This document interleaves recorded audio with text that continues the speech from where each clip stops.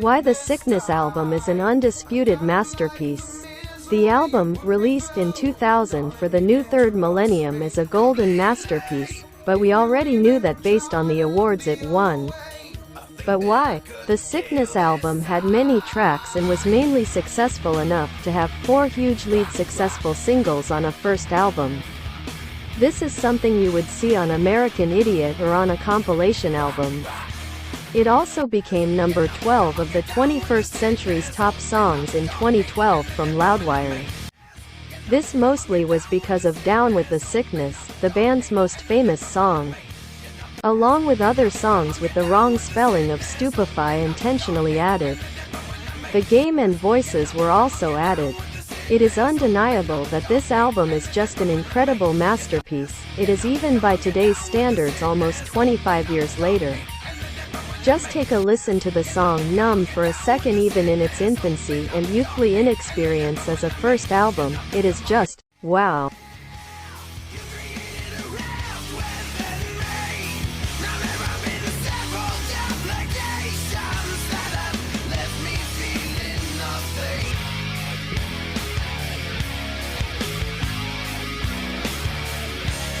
You can see clearly that the song changed its halftime tempo during the bridge. This means that it is slowed down in half during the change towards the almost ending of the song.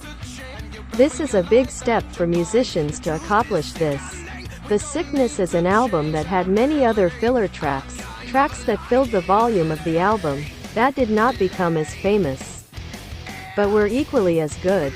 Fear Numb, Enemy, and the bonus remastered track for 2010, A Welcome Burden, to name a few.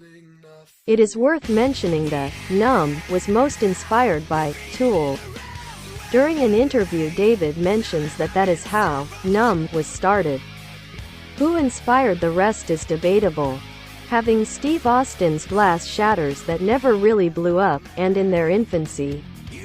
Making other track skeletons such as Guarded, Divide and Perfect Insanity are separate pieces unrelated to their Sickness album.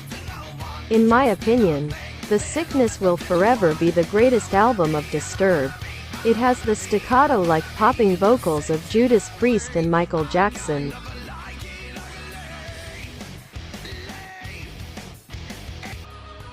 The heaviness of 90s angst music such as Pantera. The dynamic range in vocal sounds of a melodic singer, the costumes and uniqueness of newness and individualism and sex appeal of their singers' dancing and outgoing nature that led the band. The singer also displayed ostracization of nonconformity via personification before the beginnings of their early shows. And lastly, the electronic synthesized melodies in the background of all of their songs. I don't believe that, which are yet to be disclosed, that they were all created by Dan Donegan with the Dan Donegan Orchestra. Understand that this is a euphemism for electronic sounds. I assume that maybe this had to do with higher-up recording management. At least in their infancy. There will never be another sound like this again.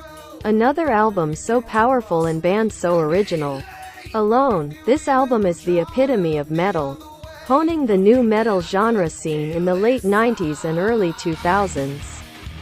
It was a shame to not have the Sickness's 20th year anniversary or probably a full Sickness show.